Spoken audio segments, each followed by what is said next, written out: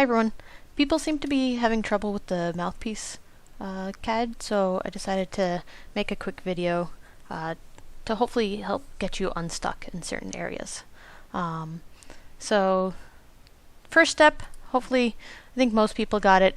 The first step was to create a circle or a cylinder just to get everything started. I don't really care which plane I use. I can use any of them.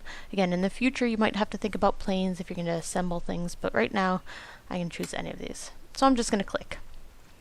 And then I got to change my units into millimeters. Do that. Create my circle. I'm going to create it on the origin just to make things easier. I can do that. I usually just like to drag and dimension later. And that's going to be 25.4.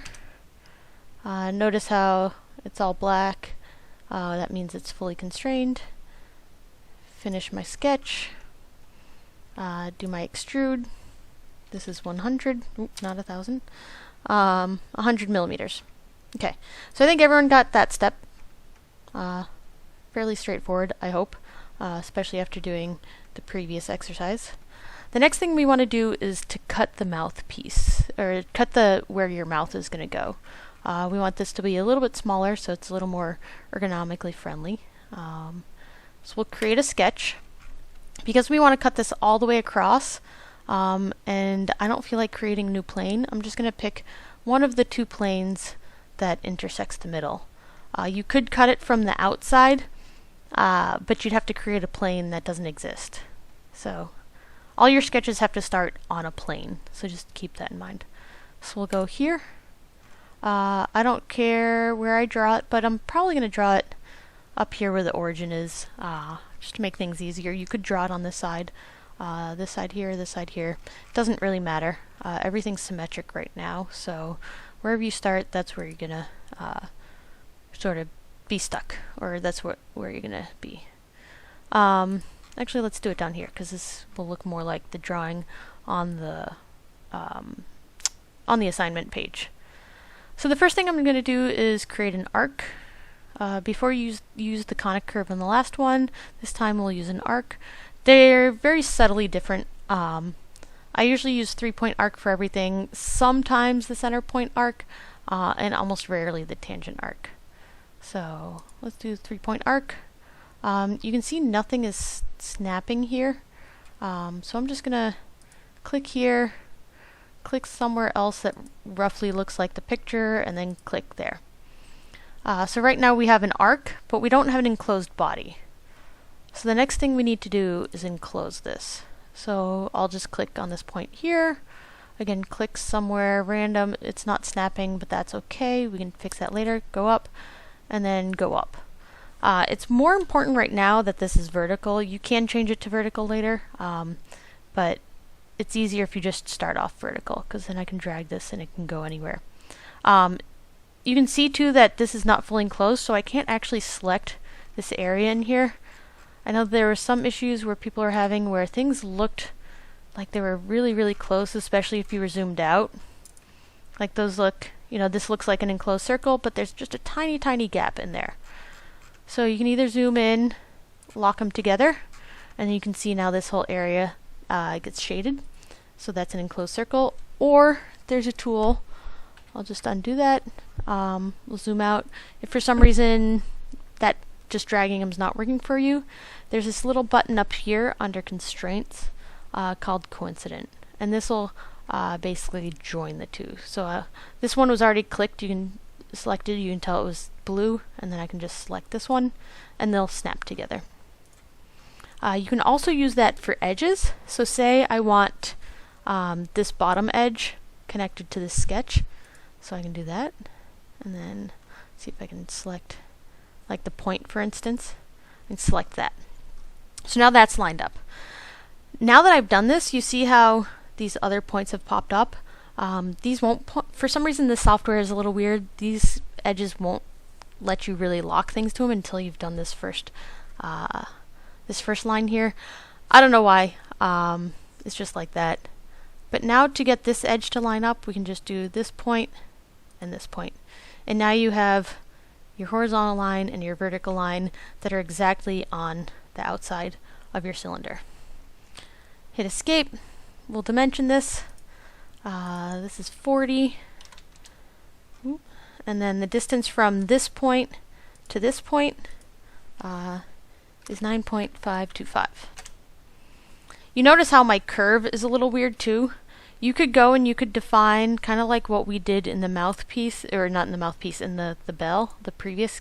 We could define the dimensions here. This one is more just so that, you know, it's a little bit, you know, aesthetic, a little bit ergonomic. So you could do whatever you want here. Just I would make sure that your point is kind of perpendicular to this line. I wouldn't make it too concave there, because when you cut out the hole for the air to go through, you might cut through it. So anywhere here is fine. If you wanted a specific radius, you could define it just by dimensioning it from here to here. You'd get the radius. I don't care, so I'll just hit escape. Because this is fully defined now and we've got an enclosed area, I can hit finish sketch. You can see my sketch here. I'm having trouble selecting it, but that's okay, because once I go into extrude, it's going to pick it up. And if for some reason it didn't select it, you should be able to select it, like I said, if it's enclosed. Feel free to rotate your view and everything. If you always want to get back to the view, you can just click these until it goes back to the way it was originally, if it gets confusing. But sometimes for the extrude, I like looking at it at an angle. So we want to cut both sides away. We don't just want to cut half of it, right? Because you don't want half a mouthpiece, you want a full mouthpiece. So we'll go over here, click symmetric. You could do two sides where you have one side that goes a little bit and one side that goes away, like if you wanted to leave a little bit material. We don't, so we'll just do symmetric. Like I said, you can either pull these and just go all the way through, you can give it a dimension, or you can just say go through the whole thing and it'll be smart and just cut all the material. Hit OK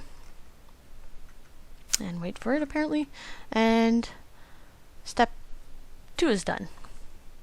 The next part says hollow out the side opposite of where your mouth goes by cutting a circle with a diameter of 14 millimeters to the length of 50 millimeters.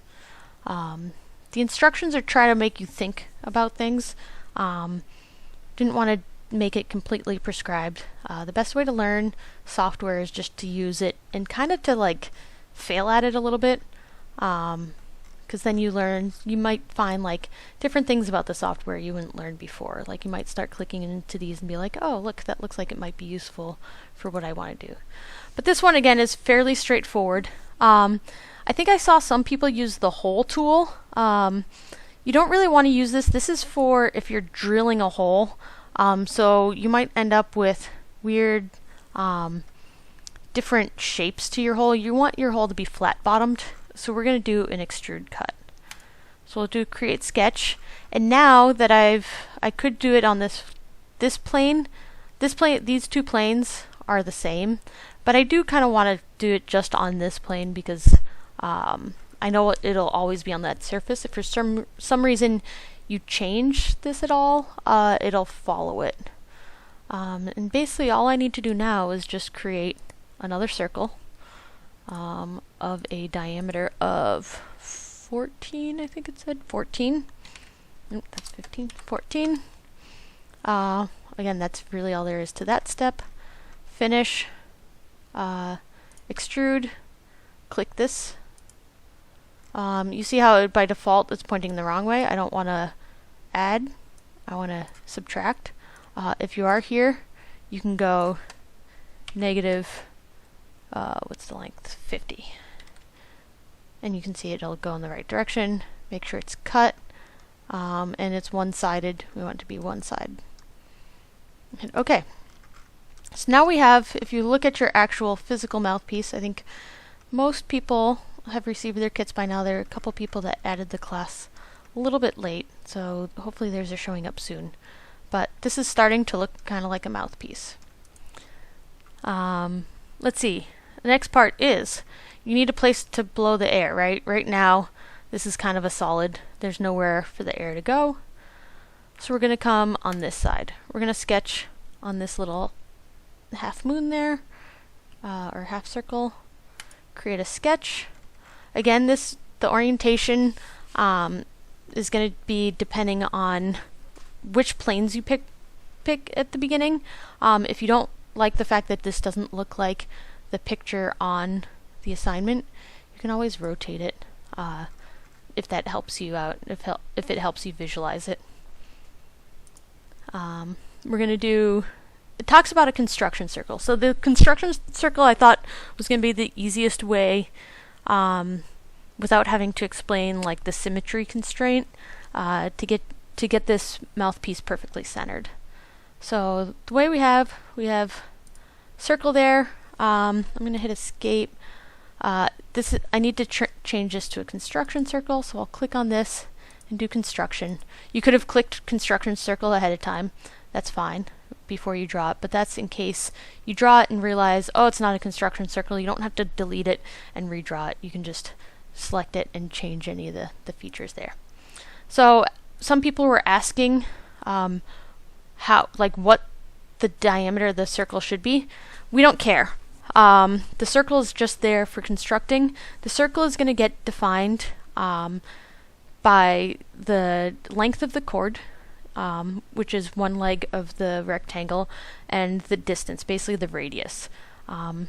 Think of it kind of as a geometry proof. I know some people probably haven't used much geometry since middle school or whenever you learn it, or early high school, I forget. I don't know, that was a long time ago for me. I don't remember exactly what grade I was in when I learned it. But for engineering, especially mechanical engineering, use geometry and trig all the time. Even though they make you learn calculus, I think geometry and trig are the, certain subjects of math that I've probably used the most in my life, being an engineer. So we've got our circle here, and we want to create a rectangular opening. I tried a crescent opening, like a half. I kind of followed, the shape of the mouthpiece, and it didn't sound as good. I think because it didn't really line up with the fipple well. There's a lot of sort of aerodynamics going on in the system, and there's certain minor effects that will affect the sound of the mouthpiece, or how well the mouthpiece moves the air and then creates vibration to create the sound.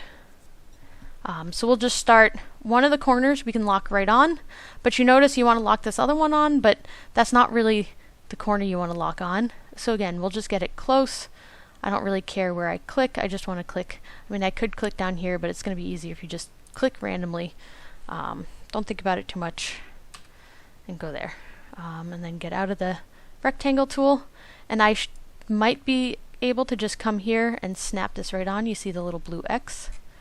And now this is locked in. So if I move this, it'll stay. And if you notice too, I can't move this rectangle left and right. Because this circle is concentric and it's fixed, it has the center is fixed with the center of the mouthpiece. This will always be symmetric here. And then we'll just dimension this.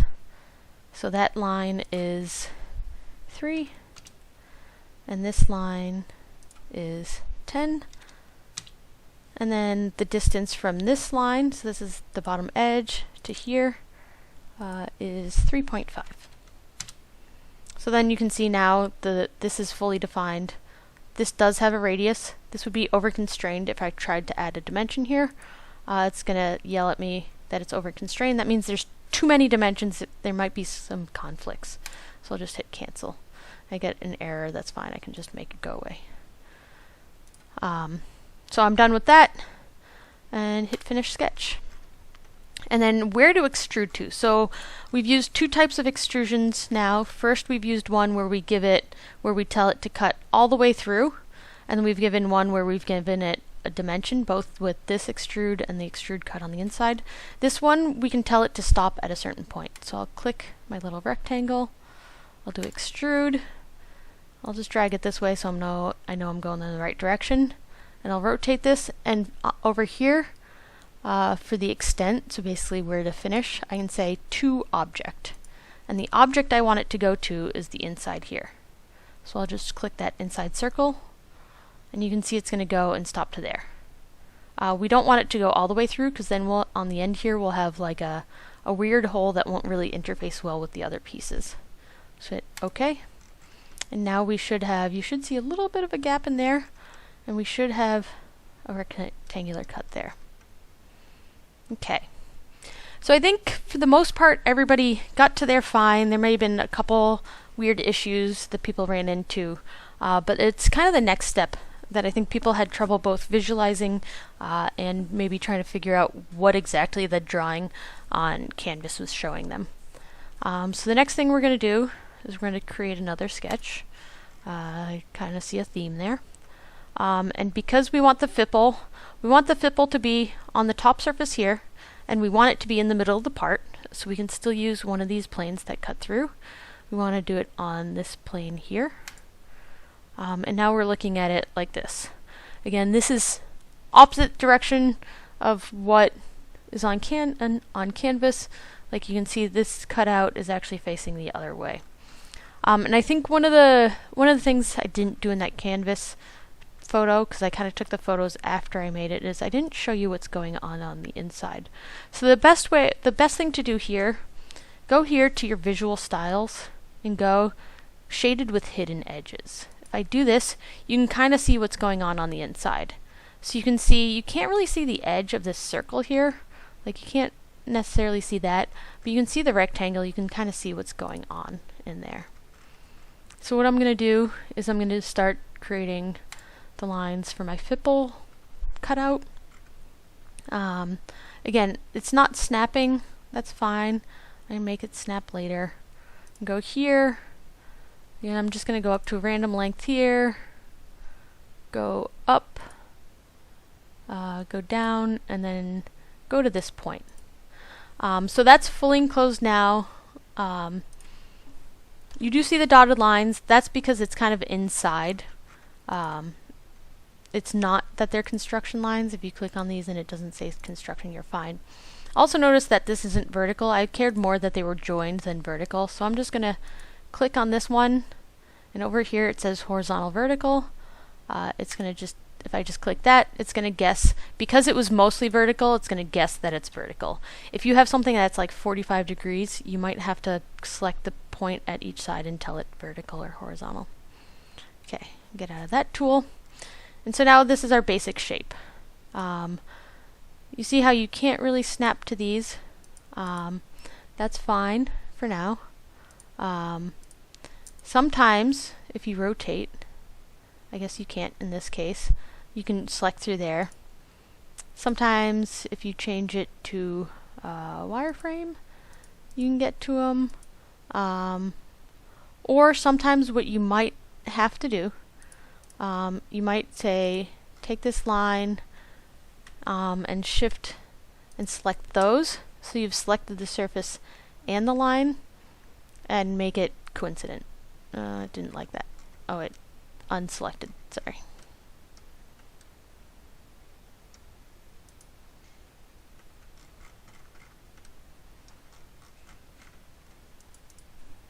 Okay, well it doesn't like that. So here,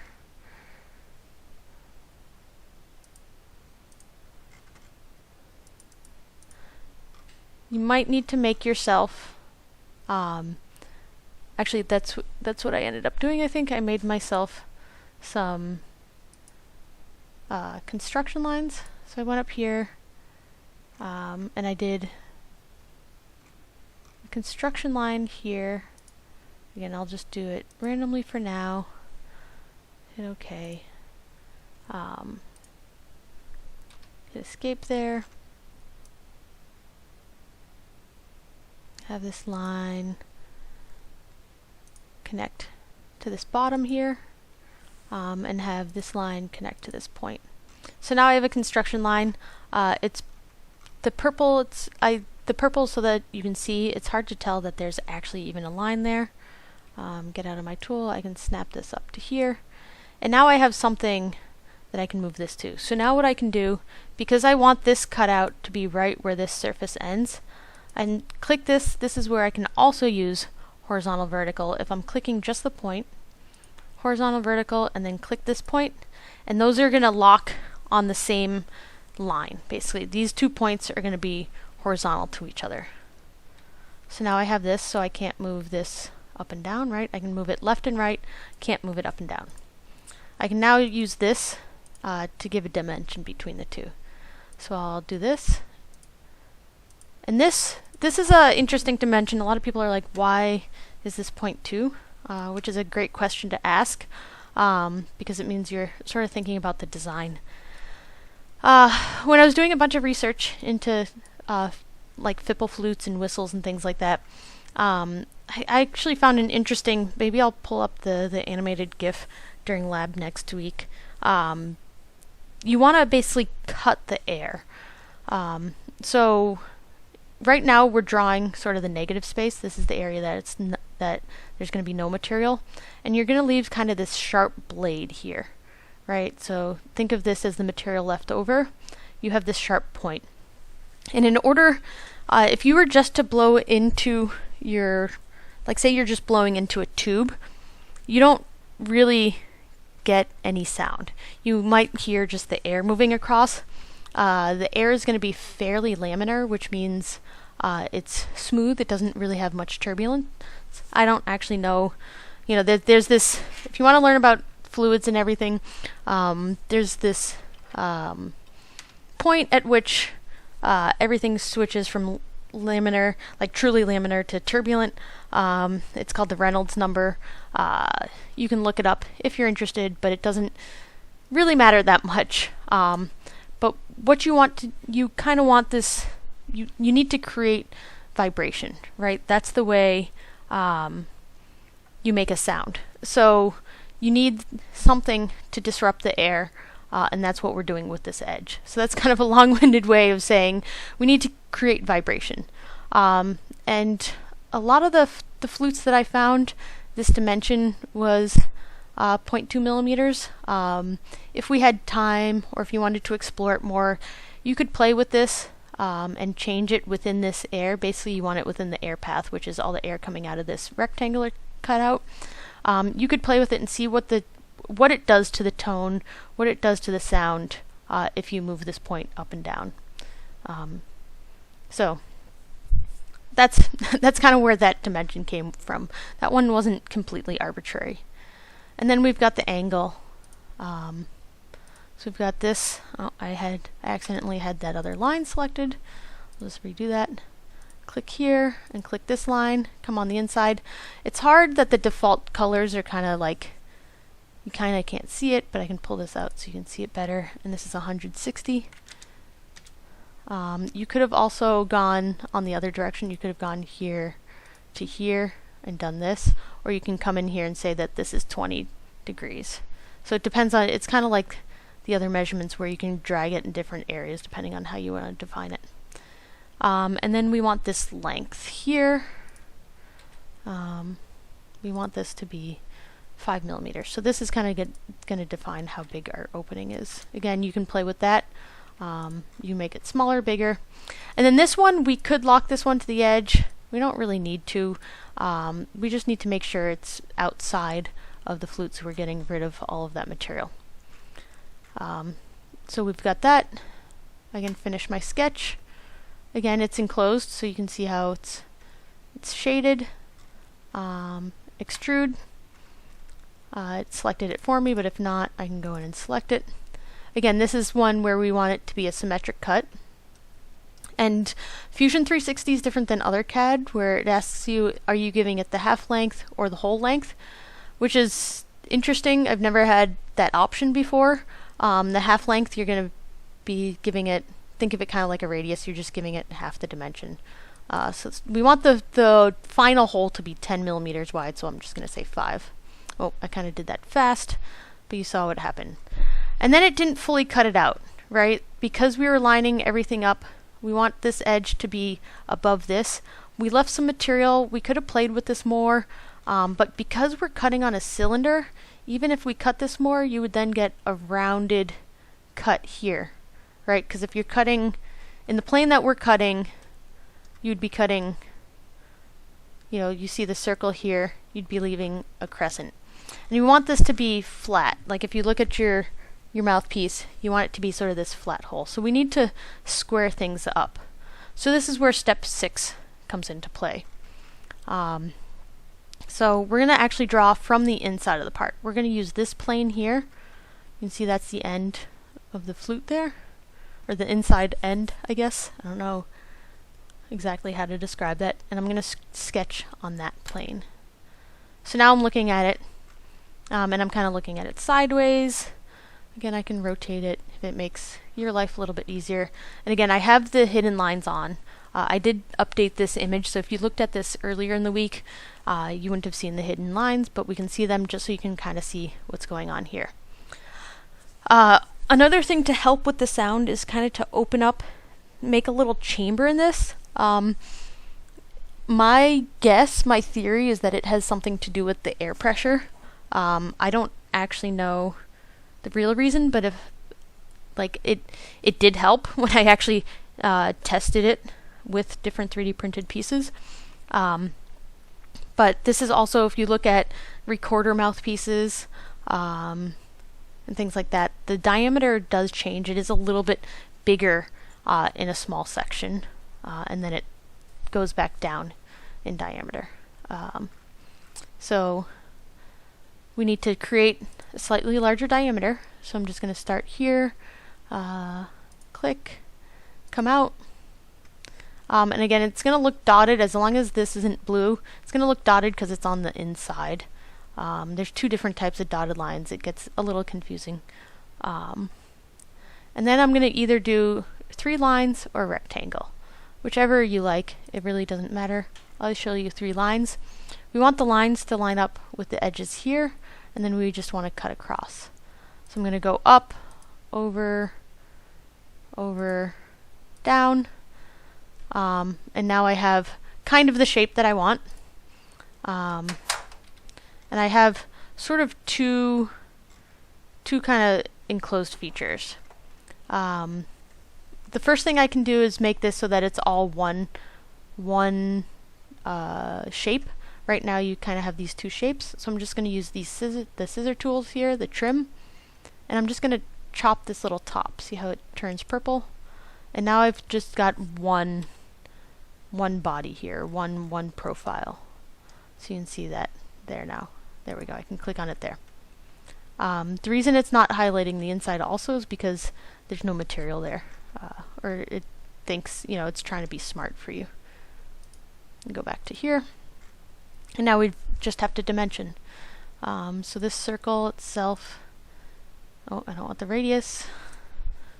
Oh, it's going to be the radius because I already cut the top of the circle off. So I can do the radius, it's fine. It's just going to be half of 15.5. So if you don't want to do the math in your head, you can do 15.5 divided by 2, and it'll do the math for you. There you go. So 7.75. And then, let's see, we want this height. So there's a lot of different little lines going on here. This is the bottom of the cutout for the hole, this line here. This is the top of the fipple. So we want to remove a little bit above the fipple. So we're going to dimension from here to here, and that's going to be the 0.2. And then we want the other lines to be locked vertically. You can get them close if you want. But what you can also do is you can see how it created this nice point here. You can do constraint. You can do this and that. Oh, maybe. And those will lock. And you don't have one here, but another nice little trick you can do is, because it's centered, you know that the legs are the same length. Again, geometry. So you can do this, shift click this, so I have the 2 vertical legs, and I can just hit equal. And everything snaps together, and that's kind of what we got going on here. So we've got that profile. I just hit finish sketch, and then I'm going to do an extrude cut. So it probably didn't figure out which one you wanted by now, or by default. I'm going to click on this. And we want to go, oh, sorry, my middle mouse button is a little sticky. And we want to go in this direction. We want to cut out this way, because again, we want to square off the fipple. And you can kind of see what's going on as I switch to that point. It kind of shows you a preview where it makes it nice and straight. I don't want to go in this direction. So this is what we're doing. And then this dimension is 20 millimeters. And hit OK. So I think that was the part that everyone seemed to really have trouble with. Let's see, next step. And then the next two steps are to basically make this interface with the other pieces you have. So we have one cutout that's for the PVC pipe and the outside of the little plastic pieces, and the other cut is to account for the little tab that's on the other pieces. So again, create sketch. We're going to create from this bottom here. Again, it's a whole bunch of just concentric circles that you're making. So this one is 20, I'll dimension it. It's 21.5. That's all I had to do. Finish sketch. Do this. Extrude. I'll do -4. And I'll just, see to make sure I rotate to make sure I'm going the right way. Hit OK. The next one I can draw off of this surface. Sketch. Same thing where I go here. Dimension this. This one is 18.8. Hit enter. Finish sketch. Click that. Extrude. This one's another 4, so -4. Hit enter. So we're mostly done. Now there's just a couple finishing steps. We usually save rounds and fillets to the end because they make referencing a little bit harder if you have them there. So the part that's going to go into your mouth kind of looks sharp right now. There are these points and stuff that doesn't look very comfortable to play. So we want to do some rounds or some fillets, I guess. Some programs call it fillet, some of them call them round. And we're going to go here. And the first one we're going to do is that one, is the swooping edge here. There are sometimes reasons why you would do one before the other. If you were going to do, they might look a little bit different if I do these edges first versus this edge. This edge is going to round this corner, so when I go to select this, it's going to make it easier. So you could select the surface, but I don't want to. Oops, I canceled out. I'm going to just select this edge, and I want this to be, looks like 1 millimeter. And you can keep all the defaults. There's a bunch of different things you can do. You can have variable radii and things like that. But I'm just fine with this.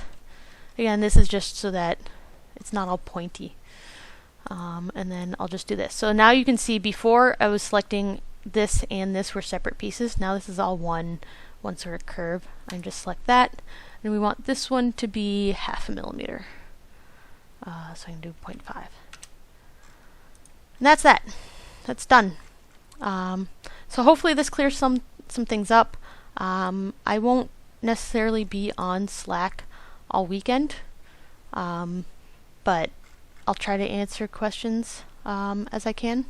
So hopefully this helps. See you next week.